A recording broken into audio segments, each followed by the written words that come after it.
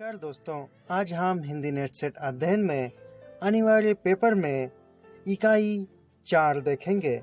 इसमें सबसे महत्वपूर्ण टॉपिक है संप्रेषण यानी कि कम्युनिकेशन, आदान प्रदान भी कह सकते हैं हम इसे। तो इस यूनिट में संप्रेषण का अर्थ और प्रकार ऐसे बहुत कुछ है।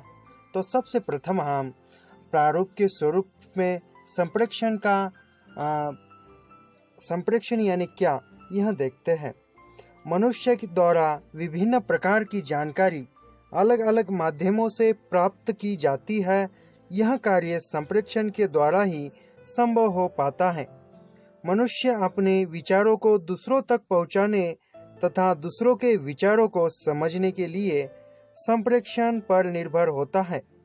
संप्रेषण के माध्यम से ही समाज में साहचर्य बनता है तथा विचारों का आदान प्रदान होता है। अंततः हमारे जीवन में संप्रेषण की महत्वपूर्ण भूमिका है। आप देखते हैं संप्रेषण का अर्थ। संचार अथवा संप्रेषण दो शब्दों सम तथा प्रेषण से बना है, जिसका अर्थ समान रूप से प्रेषित किया गया। इसका अंग्रेजी रूपांतरण कम्युनिकेशन है, जिसकी उत्पत्ति लैटिन भाषा के शब्द कम्युनिस व कम्युनिकेशन शब्द से हुई है। कम्युनिस शब्द का अर्थ आदान प्रदान करना है। अंततः संप्रेषण दो या अधिक व्यक्तियों के मध्य सूचनाओं, संदेशों तथा विचारों का आदान प्रदान है, जो लिखित, मौखिक तथा सांकेतिक हो सकता है। संप्रेषण प्रक्रिया में संदेश भेजने वाला व्यक्ति प्रेषक तथा संदेश प्राप्त करने वाला व्यक्ति प्राप्तकर्ता कहलाता है। संप्रेषण की परिभाषा में विविध विद्वानों द्वारा इसकी परिभाषा की गई है। सबसे प्रथम हम लिटिल के अनुसार मानव संप्रेषण वह प्रक्रिया है जिसके द्वारा जानकारी या सूचना पहले से ही सम्मत प्रतीकों के माध्यम से लोगों के बीच पारित की जाती है तथा वांछित पुष्टि प्राप्त करना भी इसका लक्ष्य होता है। जो दूसरे महत्वपूर्ण विचार वैज्ञानिक है वह एफ.जी. मेयर के अनुसार मानवीय विचारों और सोचों को शब्द पत्रों या संदेशों के माध्यम से आदान प्रदान करना ही संप्रेषण है। थियो हैमान के अनुसार संप्रेषण वह प्रक्रिया है जिसके द्वारा सूचना व संदेश एक व्यक्ति से दूसरे व्यक्ति तक पहुंचाने संप्रेषण मनुष्य को जानने व बताने की जिज्ञासा की पूर्ति कहलाता है। अब देखते हैं संप्रेषण की प्रकृति। संप्रेषण की प्रक्रिया को कला एवं विज्ञान दोनों ही स्तर पर स्वीकार किया जाता है, क्योंकि कला को अभ्यास पर तथा ज्ञान को वैज्ञानिक विधियों पर आधारित किया जाता है।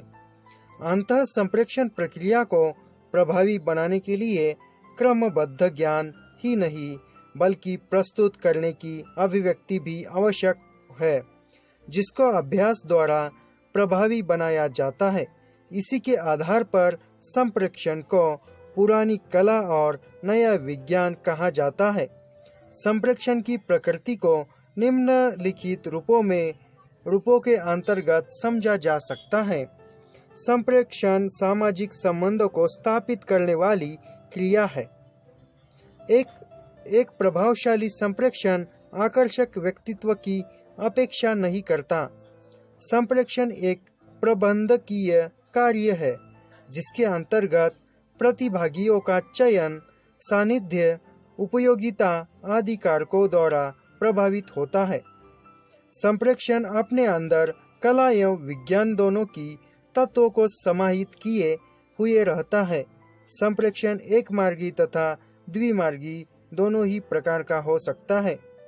सड़कों पर नाटकों का आयोजन एक मार्गी तथा जनसभाएं, पदयात्रा, प्रदर्शन तथा रैली द्विमार्गी संप्रेषण प्रक्रिया के उदाहरण है।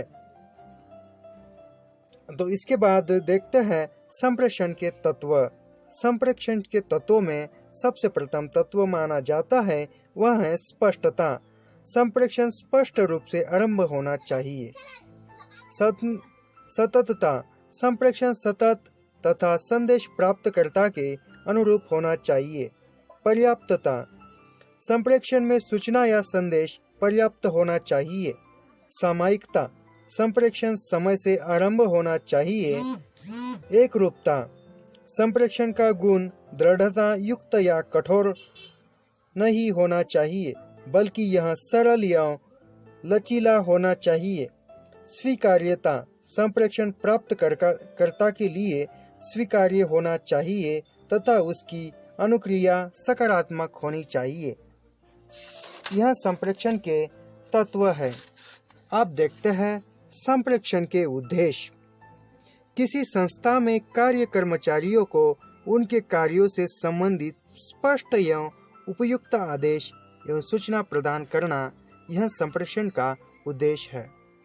इसके बाद श्रम संगठन की प्रशासनिक व्यवस्था को सुधार करना, कर्मचारियों को किसी विशेष परिवर्तन हेतु तैयार करने के लिए पहले से आवश्यक सूचनाएं देना, श्रमिकों के मध्य सामाजिक संबंधों की प्रोत्साहित तथा कार्य हेतु अभिप्रेक्षित करना, संस्था की नीतियों एवं योजनाओं से संबंधित कार्यक्रमों से कर्मचारियों को अवगत कराना, विद्यार्थियों की उपस्थिति तथा कार्य निष्पादन रिकॉर्ड द्वारा संप्रेषण की प्रभावशीलता का पता लगाना, औपचारिक तथा अनौपचारिक रूप से व्यक्तिगत एवं सामूहिक स्तर पर नियंत्रण स्थापित करना, यह संप्रेषण के उद्देश्य है।